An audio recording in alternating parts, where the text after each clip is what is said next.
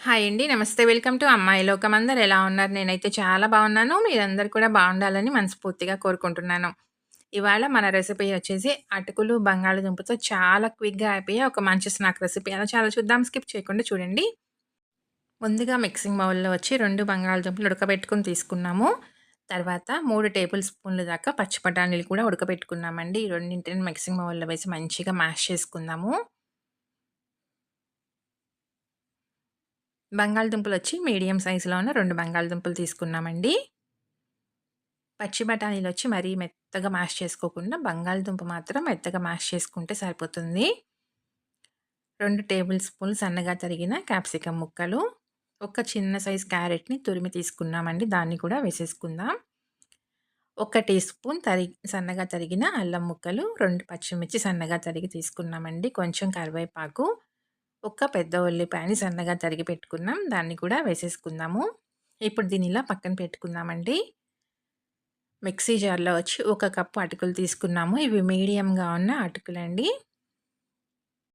ఈ రెసిపీకొచ్చి మీడియంగా ఉన్నవి కానివ్వండి, పల్చటిగా ఉన్నవి కానివ్వండి, రెండిట్లో ఏదైనా కానీ యూజ్ చేసుకోవచ్చు. దీన్ని కొంచెం రవ్వలాగా చేసుకుందామండి. మరీ మెత్తగా పౌడర్‌లాగా కాకుండా ఇలా ఉండే విధంగా తీసుకొచ్చుకుందాము మిక్సీ పట్టుకొని. ఇప్పుడు దీన్ని మనం మిక్సింగ్ బౌల్‌లోకి మార్చుకుందాం. రుచికి తగినంత ఉప్పు, పావు టీ స్పూన్ ధనియా పౌడర్, అర టీ స్పూన్ జీలకర్ర, ఒక టేబుల్ స్పూన్ వచ్చి శనగపిండి వేసుకుందామండి. ఒక పావు టీ స్పూన్ దాకా గరం మసాలా, సన్నగా తరిగిన కొత్తిమీర కొంచెం వేసి మొత్తం మంచిగా కలిపేసుకుందాము. ఇంకా దీనిలో నీళ్ళేమి యాడ్ చేసుకోవాల్సిన అవసరం లేదండి. మనకి బంగాళదుంపలోను, కూరగాయ ముక్కల్లోనూ తేముంటుంది కాబట్టి మనం అటుకులు రవ్వలాగా చేసుకొని వేసుకున్నామండి. శనగపిండి కూడా వేసుకున్నాం కాబట్టి అటుకులు చక్కగా నాని ఆ తేమంతా పీల్చుకుంటుందండి. సరిపోతుంది. కన్సిస్టెన్సీ కరెక్ట్‌గా వస్తుందనమాట.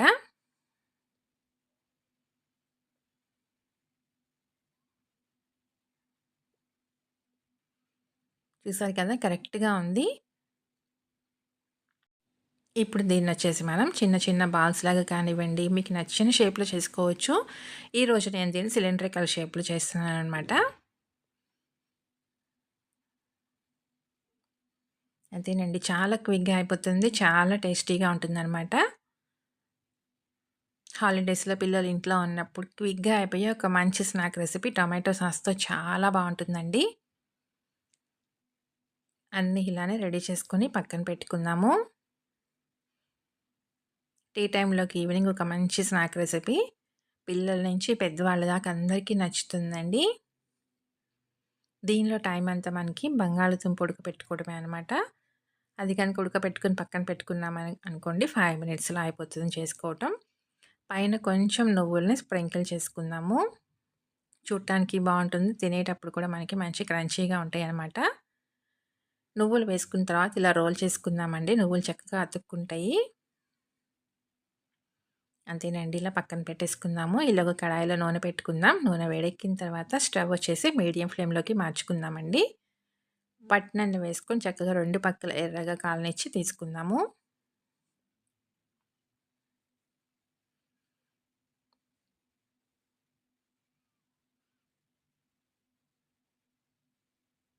పైన మంచి క్రిస్పీగా, లోపల సాఫ్ట్‌గా చాలా బావుంటుందండి.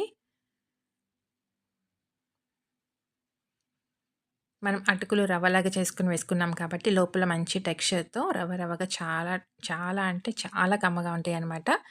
వేడి వేడిగా తిన్నారనుకోండి, ఎన్ని తిన్నారో కూడా తెలీదు. అంత కమ్మగా ఉంటాయన్నమాట.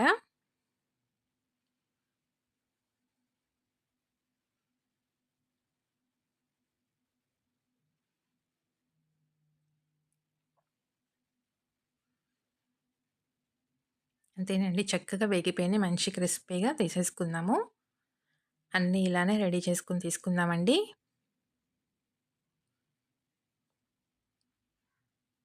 చూసారు కదా! ఎంత క్రిస్పీగా ఉందో. తప్పకుండా మీరు ట్రై చేసి చూడండి. మీకెలా వచ్చిందో కూడా నాకు తప్పనిసరిగా కమెంట్ చేయండి. అలానే వీడియో నచ్చినట్లయితే తప్పకుండా సబ్స్క్రైబ్ చేసుకొని ఒక లైక్ ఇచ్చేయండి. మీ ఫ్రెండ్స్‌కి, ఫ్యామిలీ మెంబర్స్‌కి షేర్ చేయండి.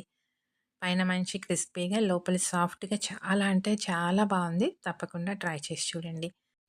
ఈరోజు రెసిపీ అయితే ఇంతేనండి. రేపు ఇంకొక రెసిపీతో మీ ముందుకొచ్చేస్తాను. Thank you for watching.